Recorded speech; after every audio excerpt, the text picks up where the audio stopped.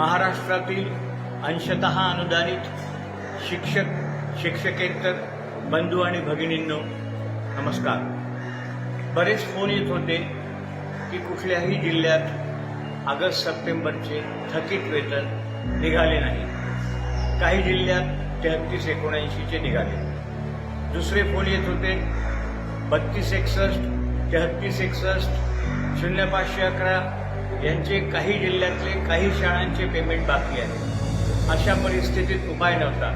सुट्टी असतानाही आज मुंबईला आलो आणि आज तुमच्याकरता वित्त विभागाकडून बिन्सवर सोडलेले पैसे मंजूर करून घेऊन आज 61,70,87,140 रुपये सोडले आहेत। इथून आज पुण्याला जातोय।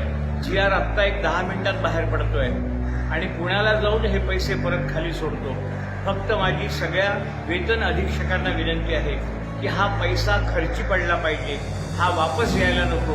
कुठल्याही परिस्थितीत ट्रेझरीशी कॉन्टॅक्ट करून किंवा अजून काय एफर्ट्स घ्यायचे आहे ते करून ऑगस्ट सप्टेंबरचे सगळ्या लेखाशीर्षाचे थकीत काढा आणि सगळे राहिलेले पगार पूर्ण करा, एवढीच विनंती।